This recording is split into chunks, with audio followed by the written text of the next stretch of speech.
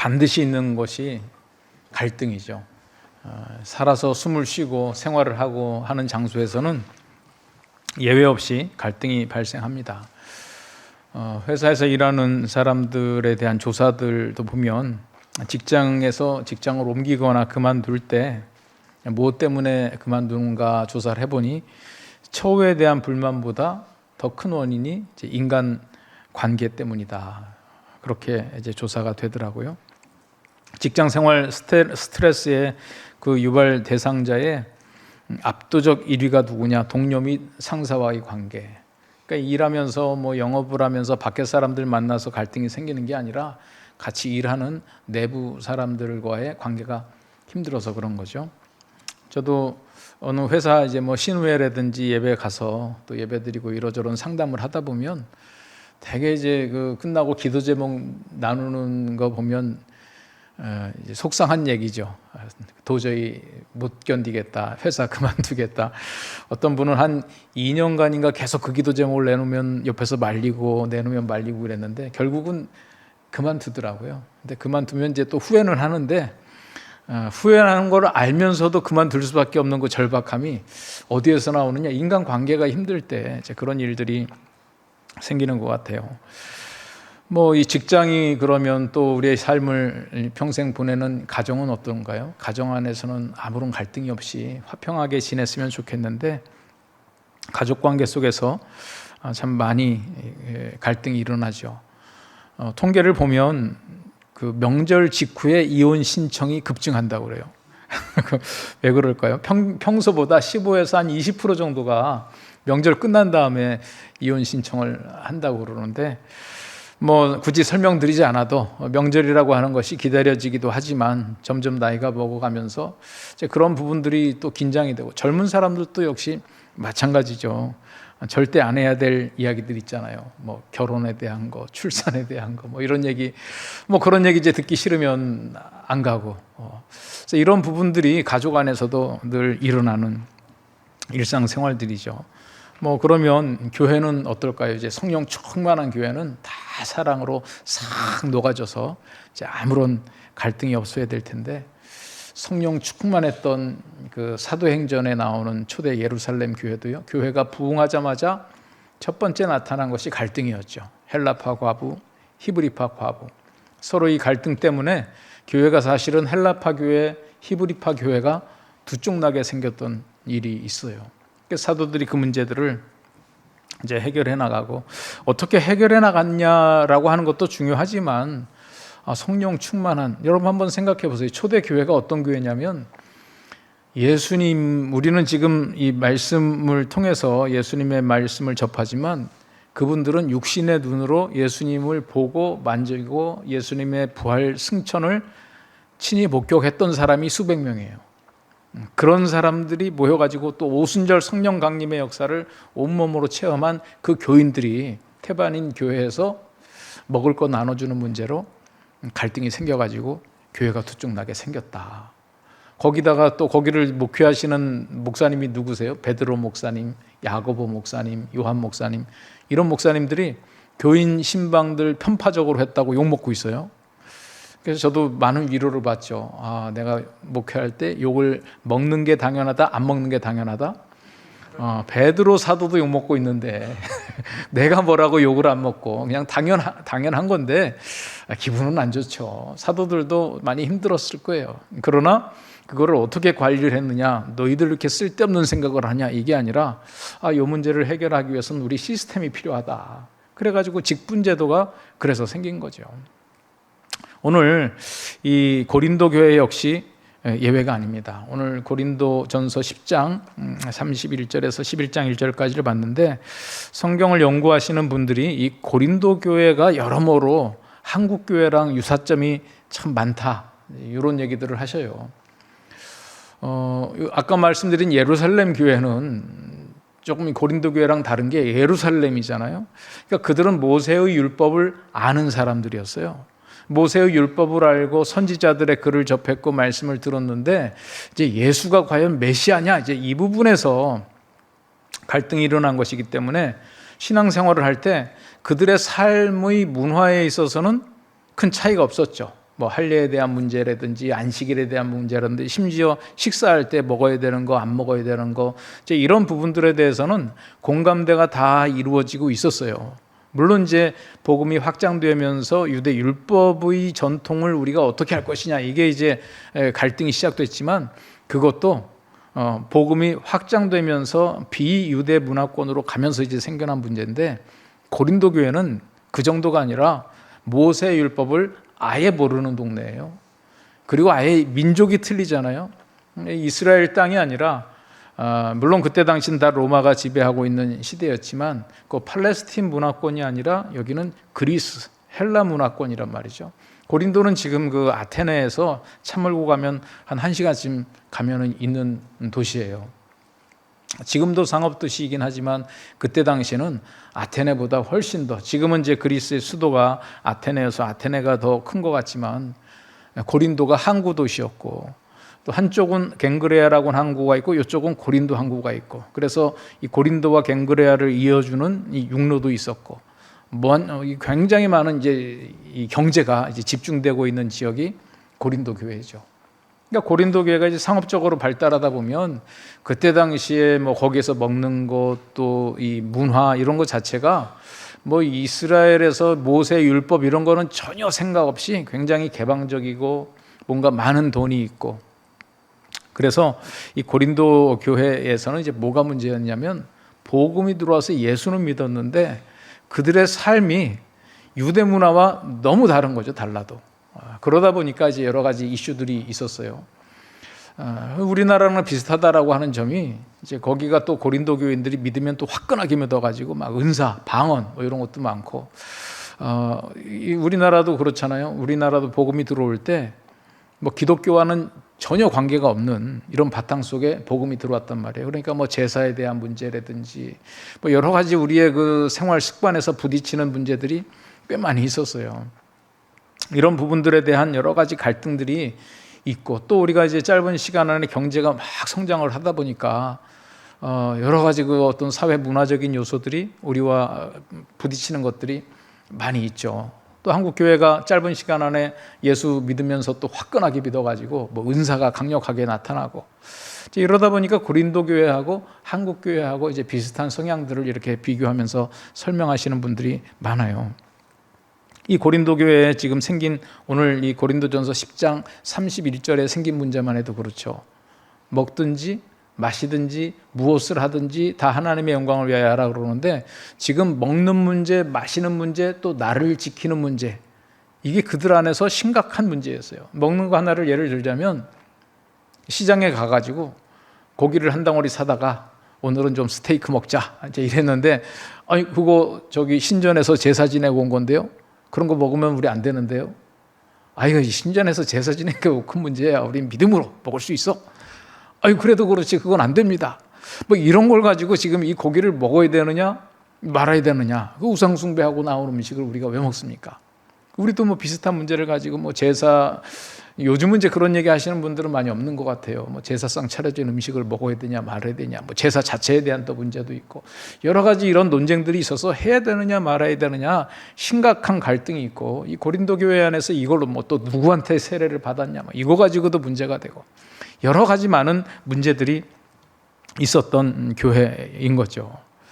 그래서 이런 갈등들이 많이 발생을 했을 때 이런 갈등을 어떻게 다루어 놔야 될 것인가? 왜 이런 갈등이 발생하는가?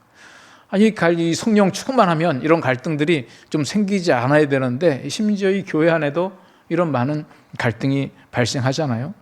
여러 가지 생각의 차이로 이런 갈등이 발생하고 또 하나님이 능력이 없어서 그런 갈등을 해결하지 못하고 그냥 우리에게 방치하시는 것이 아니다. 갈등을 조금 폭넓게 생각하면 인간관계의 갈등도 있지만 뭐 시련, 시험, 여러 가지 고통스러운 일들 이런 부분들을 하나님께서 왜 그냥 놔두고 계실까? 좀 해결해 주면 안 될까? 이런 여러 가지 생각들이 우리를 괴롭히고 있죠. 여러분들의 삶 속에서도 지금 이런 일들이 있고 뭐 우리 교회 안에서도 있는 것은 지극히 당연하다. 그래서 사실은 이런 부분들을 우리가 생각을 할 때 이 갈등을 그럼 피해서 해결할 수 있느냐? 우리 뭐 좀 설교 시간에 좀 거룩한 예를 들어야 되는데 그냥 이 세상에서 막 그냥 하는 말을 좀 하자면 뭐 쓰레기차 피하다가 무슨 차에 받친다 뭐 이런 얘기도 있고 저는 뭔가를 이제 피하려다가 더 큰 문제들이 생겨요. 그 제가 아까 그 회사 이직한다고 하시는 분은 그 골치 아픈 사람들이 모여 있는 그 아주 문제거리인 회사를 이제 끝내고 다른 회사에 취직하면 천사들만 모여 있겠죠. 뭐 똑같은 문제는 아니라 할지라도 또 다른 종류의 문제가 있습니다. 교회는 어떨까요? 아유, 이 교회 도저히 안 되겠다. 그래서 내가 이 문제 없는 교회로 가야지. 그러면 또 다른 문제가 기다리고 있을 거예요. 이 세상에서는 이런 갈등과 여러 가지 문제들이 있는 것은 지극히 당연하다. 왜 있을까? 이건 하나님께서 이걸 모르실까? 오늘 고린도 교회에 있는 이 문제들은 왜 있을까? 여기에 대한 대답으로 지금 바울 사도께서 주신 말씀이 오늘 고린도전서 10장 31절부터 11장 1절까지 그 갈등의 의미를 한 3가지 정도로 정리를 해보고 있는 거죠. 결론으로 얘기하자면 오늘 설교의 제목대로 갈등은 뭔가 지금 기회를 주고 있다. 기회. 그래서 이 갈등을 우리가 어떻게 봐야 되느냐. 피하지 말고 이 기회를 활용을 한다. 그래서 갈등은 뭐 우리가 갈등을 해결한다, 해소한다는 말도 쓰지만 조금 우리가 이제 갈등을 다루는 이 분야에서는 갈등 역시도 어떤 말을 쓰느냐, 관리한다는 말을 쓰죠. 어찌 보면 또 갈등을 경영한다는 말도 써요. 영어로 매니지먼트 한다고 그래요. 갈등을 뿌리 뽑아 없애는 것이 아니라 갈등을 어떻게 관리하느냐, 이게 중요하다는 거예요. 그래서 이 갈등이라고 하는 것도 한번 생각을 해보시면요, 우리가 평화를 원하잖아요. 평화, 화평, 인간관계. 이 갈등이 없어지는 상태가 정말 평화로운 인간관계인데 참 역설적이게도요, 평화를 만들려면 꼭 필요한 재료가 뭘까? 뭐 오늘 여러분 설교 제목에 있는 것처럼 결론부터 얘기하자면 평화를 만들기 위해서 꼭 재료가 있어야 되거든요. 하나님은 무에서 유를 창조하시는 분인데 하나님은 무에서 유를 창조하시지만 우리 인간은 없는 데서 있는 것을 만들지 못해요. 뭔가를 만들려면 꼭 재료가 있어야 됩니다. 그러면 이 평화라고 하는 것을 만든다라고 할 때 필요한 재료가 뭐냐? 갈등이죠, 갈등. 이 갈등이라고 하는 원재료에다가 뭐 여러 가지 그 이제 첨가물들이 있어요. 뭐 사랑도 있고 온유도 있고 뭐 인내도 있고 여러 가지 이런 첨가물들을 해가지고 이러저런 요리를 하다 보면 어떤 결론이 나오느냐?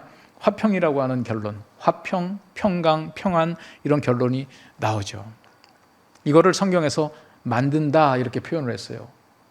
어디에 이렇게 나와 있느냐? 마태복음 5장 9절에 보면 화평하게 하는 자는 복이 있나니 그랬거든요. 화평하게. 이 하다라고 하는 동사가 만들다라고 하는 동사예요. 그래서 영어로는 뭐라고 번역을 했냐? 메이커라고 번역했어요. 메이커. 화평을 메이킹하는 자들은 복이 있다. 그럼 화평을 만들 때는 뭔가 재료가 있어야 될 거 아니겠어요? 그래서 우리에게 있는 지금 이러저러한 갈등들은 화평을 만드는 재료구나. 그럼 이 화평을 만드는 재료를 가지고 어떻게 우리가 요리를 해야 화평이 나오느냐, 이 결과물이 나오느냐, 그것을 가르쳐주고 있는 요리책이 성경책이죠. 먼저 하나님께서 데몬스트레이션을 보여주셨어요. 하나님과 인간의 단절된 관계가 어떻게 회복이 돼서 하나님을 아버지라고 부르며 우리가 막 필요한 걸로 구하고 하나님도 우리에게 말씀하시는 걸 듣고 이렇게 될 수 있느냐라고 하는 하나님과의 화평을 설명을 하셨고, 설명을 잘 못 알아들을 것 같으니까 아니 그 설명의 그 본체를, 그것을 이루기 위해서 예수님께서, 하나님께서 직접 오셔서 그것을 이루는 것을 보여주셨잖아요. 그래서 우리에게 어떤 명령을 주셨냐면 이제 너희도 이와 같이 하라. 이와 같이 하라는 게 뭐겠어요? 너희도 이제 화평을 만들어라. 평화를 만들어라. 갈등은 있는데 요걸 이제 어떻게 평화를 만들느냐. 그래서 오늘 결론으로 얘기하려고 하는 거지만 훈련이 필요하다는 거예요. 연습이 필요하고 배움이 필요해요. 배우고 연습하고 내 몸에 익혀야 되죠. 이게 결코 저절로 되는 게 아닙니다. 제가 화평을 얘기하고 평화를 얘기하고 인간관계의 회복을 얘기를 하면 뭐 제가 목사님들한테 저희가 하는 사역이 피스메이커 사역, 그거를 이제 교육하고 훈련하는 건데 그게 교육하고 훈련하고 해서 되는 게 아니다. 그냥 기도하면 마음이 쫙 성령께서 역사하셔서 녹아져야 이게 뭐 화평이 되고 그러지 우리가 노력한다고 되는 게 아니라는 거예요. 그래서 교육할 필요가 없다. 그건 기도밖에 답이 없다. 그래서 제가 이제 그런 목사님들한테 꼭 하는 얘기가 있어요. 목사님네 교회에서 전도 훈련 시키냐 안 시키냐 그러니까 전도 안 시키는 데는 없다고 하더라고요. 다 이렇게 전도 훈련도 시키고 또 전도하라고 막 어떻게 해야 된다고 강조도 하고 우리도 이 전도 폭발 훈련하고 막 이러잖아요. 제가 목사님들한테 그러죠. 그 훈련 뭐하러 하냐고. 우리가 예수 믿는 거는 하나님께서 역사하셔야 예수 믿을 수 있어요. 우리가 열심히 노력하면 예수 믿어요. 하나님이 야 니들 전도 좀 해라. 니들이 전도를 안 하니까 지금 내가 저 사람들을 구원할 방법이 없네. 제발 좀 힘 좀 써줘라. 하나님 막 우리한테 이렇게 부탁해가지고 우리가 전도 안 하면 하나님이 꼼짝 못하고 뭐 이런가요? 진짜 우리 마음속에 예수 믿을 마음이 생기는 거는 성령님께서 역사하시지 않고는 안 된다고 돼 있어요. 진짜 그거야말로 하나님이 하시는 일이죠. 하나님의 선택, 하나님의 주권, 하나님의 은혜가 그래서 은혜죠. 우리에게 일방적으로 오니까. 그럼 왜 전도하나요? 전도 훈련을 왜 시키고? 하라고 돼 있으니까. 우리 교과서에 너희는 때를 얻든지 못하든지 전하라는 거예요. 너희들의 소망에 관한 이유를 물어보는 자들이 있으면 대답할 것을 잘 준비해가지고 또 막 힘주고 교만하고 이러지 말고 두려움과 떨림과 겸손함으로 온유함으로 잘 설명해라. 그렇게까지 지금 나와 있어요. 누가 하는 일인데요? 하나님이 하는 일인데 우리 보고 하라고 시키잖아요. 그래서 내가 누군가에게 복음을 전해서 그 사람과 하나님과의 관계가 이루어지는 이 전도라고 하는 행위는 우리가 노력해서 되고 안 해서 안 되고 이런 게 아니라 하나님께서 하시는 일이지만 여러 가지 이유에 의하여 지금 우리한테 하라고 시켰어요. 저는 인간관계도 마찬가지다. 진짜 저도요 피스메이커 교육을 시키고 해보지만 이게 우리가 노력한다고 해서 화해가 되는 게 아니더라고요. 하나님의 은혜가 있어야 돼요. 그런데 분명히 얘기한 건 우리 보고 이와 같이 하라라고 명령했으니까 하는 거지 이게 방법론이 좋아서 하는 게 아니에요.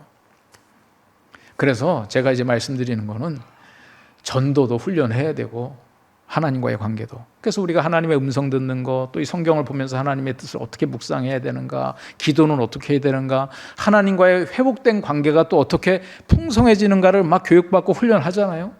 이것처럼 인간과 인간의 관계도 화평이라고 하는 결과물을 만들어내기 위해서 우리가 갈등을 어떻게 다루어야 되는지에 대한 고민을 하고 서로 가르치고 권면하고 훈련을 해야 된다. 하나님께서 하시는 일이지만 하나님께서 그 갈등을 가지고 우리 보고 화평을 만들어라 그랬기 때문에요.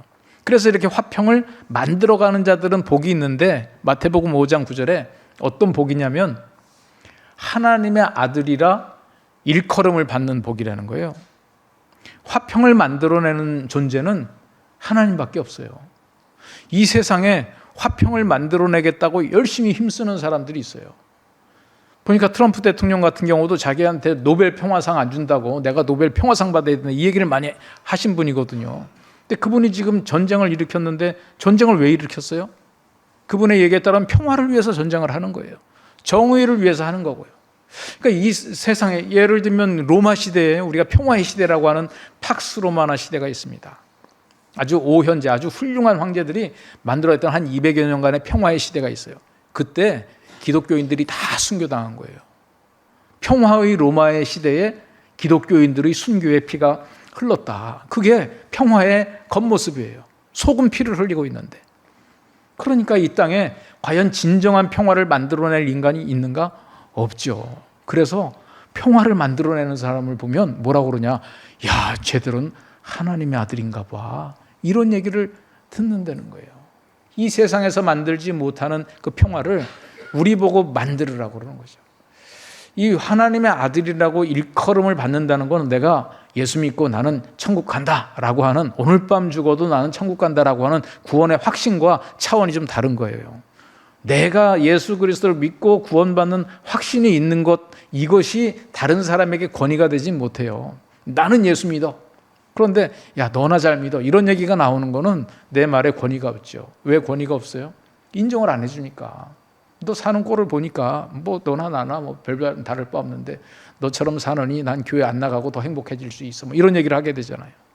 그런데 평화를 만들어가는 사람들은 사람들이 딱 보고 야, 너 하나님의 아들인 것 같다. 권위가 생기는 거죠. 권위는 내가 만들어내는 게 아니라 다른 사람이 인정할 때 생기는 거거든요. 우리가 예수 믿는 자로서 정말 이 세상에 소금 맛 잃은 소금처럼 땅에 밟히우는 존재가 되지 않고 정말 예수 믿는 사람의 권위가 있으려면 어떻게 해야 되느냐? 많은 사람들을 전도해서 교인들이 늘어나고 교회 숫자가 커지고 교회 규모가 커지고 이러면 권위가 생기느냐? 이 권위는요, 이 세상의 평화와 똑같은 방법이에요. 또 부작용이 생겨요. 거기에 대한 반발이 생기죠.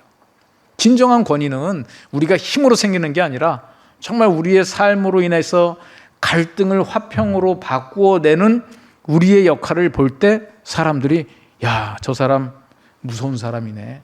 화평을 만드는 사람이야. 하나님의 아들인가 봐. 이때 우리의 권위가 생기는 거죠. 저는 한국 교회가 욕먹고 권위가 추락하고 이거는 다른 데서 원인을 찾을 게 아니고요. 우리 안에 화평을 만들어내는 실력이 지금 있는가? 지금 화평을 만들고 있는가? 저는 요즘 재밌게 보고 있는 예능 프로 중에 하나가 죄송해요. 목사가 또 TV만 보고 있는 것 같아서 이럴 때는 제가 본 책에서 이래야 되는데 TV에서 뭘 재밌게 보냐면 냉부 아세요? 냉장고를 부탁해. 나 이거 너무 요새는 개그맨들보다 거기 나온 요리사들이 더 재밌는 것 같아요. 말도 재밌게 하고 모양도 소금을 이렇게 치면서 별 쇼들을 다 하고 그러는데 진짜 난 재밌는 게 뭐냐, 놀랍도록 재밌는 게 냉장고를 그냥 통째로 들고 오잖아요. 어떤 사람 냉장고를 들고 와가지고 그 냉장고 주인이 원하는 요리를 얘기하는 거예요. 그것도 된장찌개를 끓여달라, 김치찌개 끓여달라, 삼겹살 구이 해달라, 돈가스 튀겨달라 이렇게 얘기 안 하잖아요. 옛적에 엄마의 품이 그리운데 그 엄마의 품을 느낄 수 있는 향수가 나올 수 있는 어떤 요리를 만들어 달라. 옛 애인한테 내가 실연을 당했을 때 그 외로움을 달랠 수 있는 뭔가 이런 굉장히 추상적인 주제를 내걸어요. 여러분들 같으면 그런 주제 나오면 무슨 요리를 해드리겠어요? 그 요리사들은요, 그 얘기를 딱 듣고 알았다. 그러고 냉장고를 뒤져가지고 15분 만에 그 요리를 해내잖아요. 저보고 거기 가서 있으라고 그러면 15분 동안 15분이 아니라 15시간. 15시간이 아니라 150시간을 줘도 그냥 그저 바라만 보고 있다가 끝나겠죠. 15분 안에 그 재료를 가지고 그 요리를 만들어내는 건 누구나 다 할 수 있는 일이 아니라 거기 나오는 셰프들은 많은 시간 동안 엄청난 노력과 훈련과 또 비용을 들여서 배운 거예요. 또 배운 것만이 아니라 엄청 연습을 해가지고 뭔가 요리의 제목을 또 그 사람의 희망을 딱 들으면 거기에 맞춰 이게 당신이 원하는 요리입니다. 이 냉장고 주인들이 감격해가지고 도대체 뭘 선택해야 될지 모를 정도로 저는 그걸 볼 때마다 야, 저게 우리 앞에 지금 갈등이라고 하는 냉장고 안에 꽉 채워진 재료가 있는데 이거를 지금 평화를 원해 냉장고 주인이. 내가 이거를 지금 만들어낼 수 있나? 이거 그냥 되는 거 아니거든요. 전적인 하나님의 역사지만 하나님께서 우리 보고 훈련하라고 그랬어요. 그래서 오늘 우리는 갈등을 가지고 화평을 이루어내는 연습을 해야 되거든요. 그러니까 성경은 결국 그 두 가지예요. 하나님과의 화평, 이웃과의 화평. 하나님과의 단절된 관계를 어떻게 회복하는가, 이거는 이제 많이 들어서 아실 거예요. 적어도 오늘 보배교회에서 예배드리시는 분들은 나의 죄를 대신 담당하여 주신 예수님의 십자가의 사건으로 말미암아 하나님과의 화평이라고 하는 것이 이루어졌다. 이것을 가지고 이제 이웃과의 화평을 어떻게 만들어내느냐, 이 부분에 대해서도 보다 구체적인 훈련을 해야 되는데 이제 우리 교회들이 이 부분이 좀 약한 것 같아요.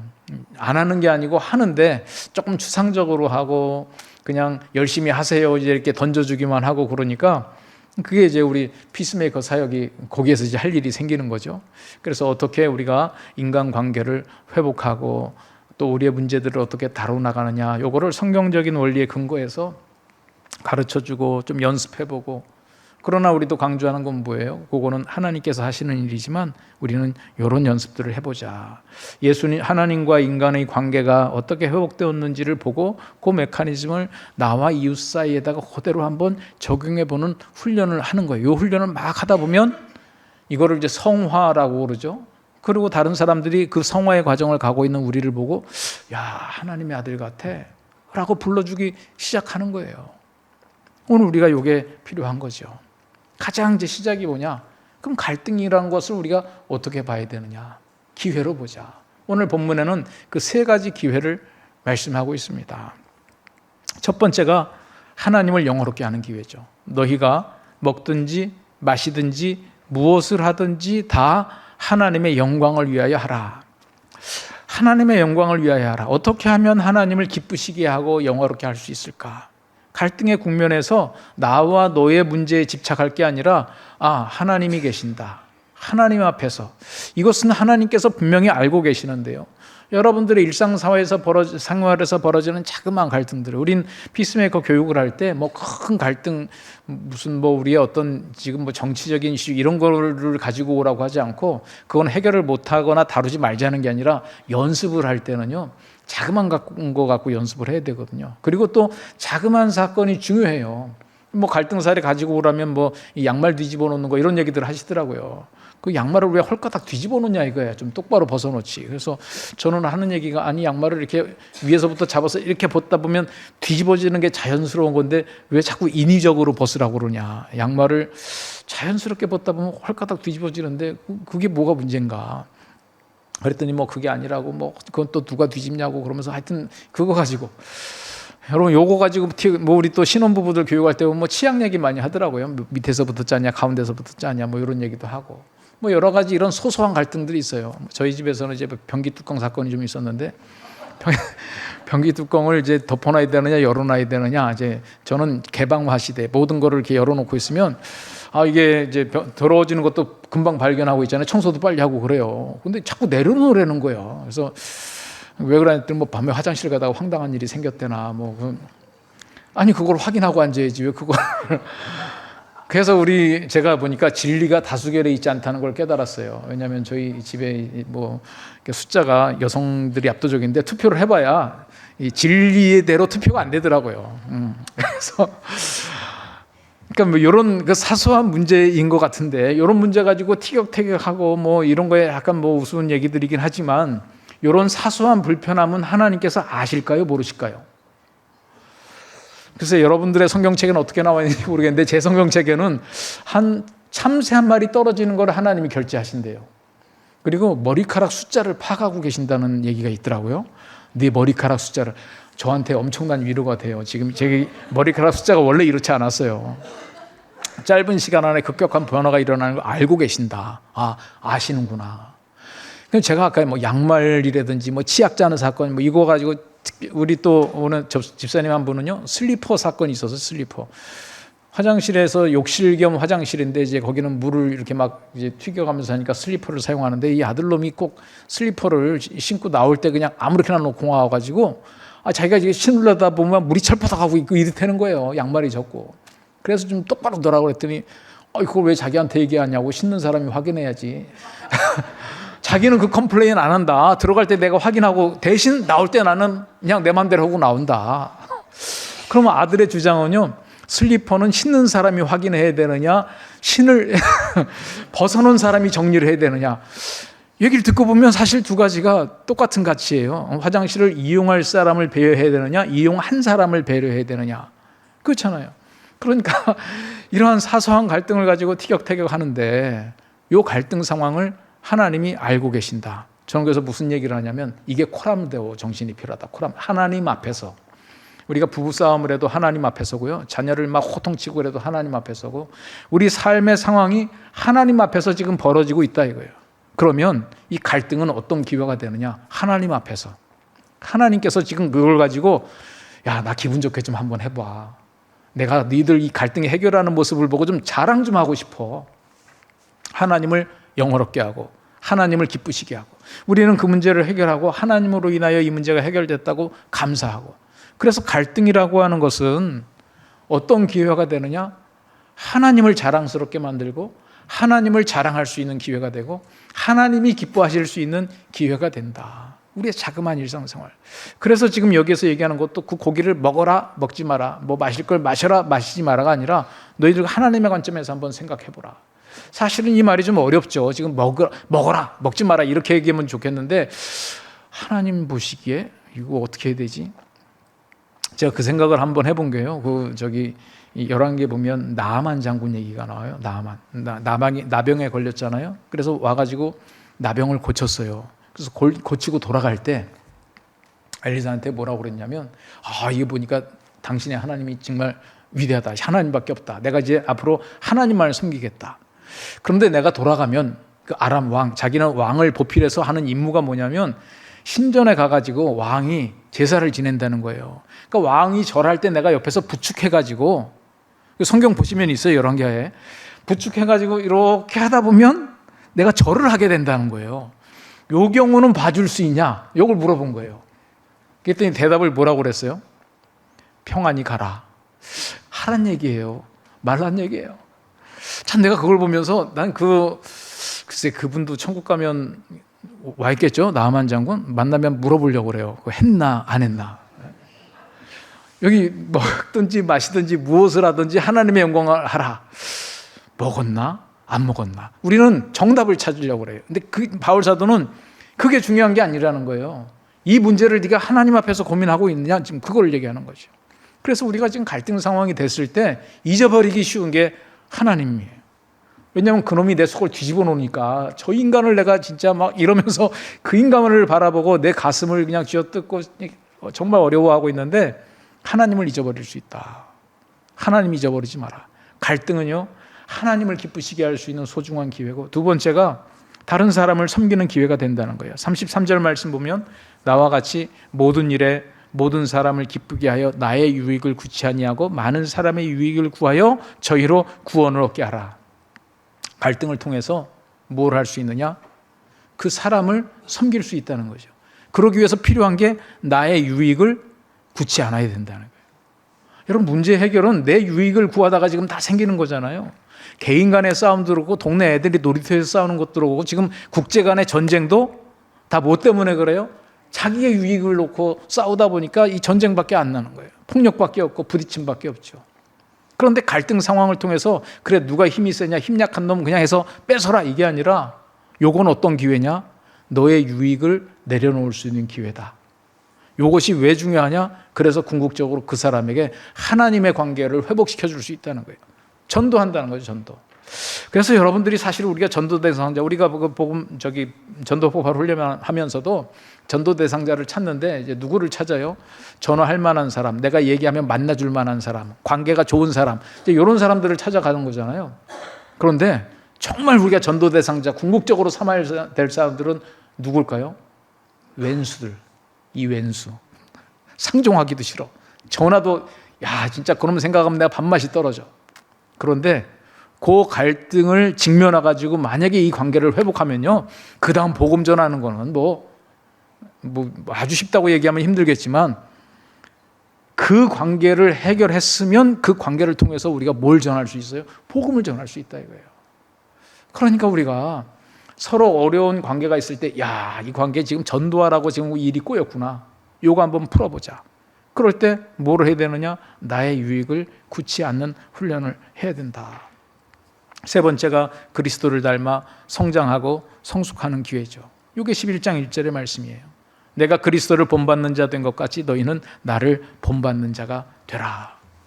여러분, 예수 그리스도를 본받는다라고 하는 거예요. 이 바울 사도는 물론 자기를 본받으라고 얘기했는데 이게 내가 예수 그리스도를 본받는 나를 본받으라는 거죠. 그러니까 우리가 지금 예수 그리스도를 본받는 바울 사도의 모습을 보고 우리도 뭘 해야 되느냐? 그리스도를 본받아야 된다는 거예요. 근데 바울 사도가 이게 쉽지 않다고 그랬어요. 갈라디아서 4장 19절에 나의 자녀들아 너희 속에 그리스도의 형상을 이루기까지 다시 너를 위하여 해산하는 수고를 한다. 바울 사도는요, 애 안 낳아본 사람이에요. 그런데 이 세상의 고통들을 쭉 보니까 제일 힘든 게 여성이 해산하는 게 가장 어려운 것 같아요. 그래서 그거를 비유로 끌어다 쓴 거예요. 네가 하나님의 자녀로 태어날 때도 내가 고생을 했는데 네가 하나님 그리스도의 형상으로 닮아서 자라나가기 위해서는 또 뭐가 필요하냐? 또 한 번 해산의 수고가 필요하다는 거죠. 그 해산의 수고를 겪게 하는 것이 바로 갈등이라는 게 갈등. 이 갈등을 통해서 우리가 점점 다듬어지고 성숙해지는 것이죠. 오늘 우리에게 이 갈등은 왜 존재하는가? 하나님께서 우리에게 소중한 기회를 주셨어요. 이것을 통해서 하나님이 기뻐하시고 나와 갈등을 겪고 있는 그 상대방을 섬길 수 있고 내가 그 과정을 통하여 그리스도를 닮아 하나님의 아들이라고 하는 일컬음을 받게 되는 이 기회를 무엇을 통해서 갖는가? 이 어려움들을 통해서요. 대표적으로 인간관계의 갈등이지만 여기에다가는 여러분들이 싫어하는 모든 단어들을 다 집어넣을 수 있어요. 그걸 통해서 하나님이 우리를 훈련시키면서 하나님의 아들이라고 하는 놀라운 영광스러운 권세 있는 힘을 이 세상의 물리적인 힘이 아니라 그러한 영적인 파워를 갖기를 원하시기 때문에 우리를 키우시는 거죠.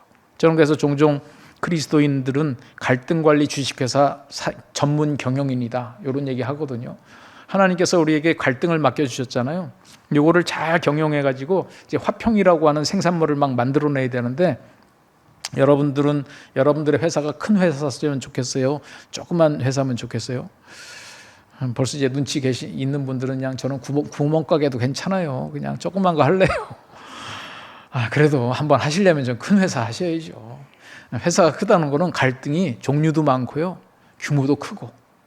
적어도 그런 걸 해야 내가 좀 산다 할 수 있지 않겠어요? 그런데 뭐 염려하지 마세요. 규모는 하나님이 정해주시니까 여러분들에게 맡겨주신 여러분들의 삶 가운데 있는 자그마한 갈등들을 정말 하나님께서 우리를 다루시기 위하여 그 갈등을 주셨는데 그것을 통해서 하나님 기쁘시게 하고 이웃을 섬기고 내가 그것을 겪어나가면서 조금씩 더 하나님의 아들의 모습으로 세워져 나가는 여러분 되시기를 주님의 이름으로 축원합니다.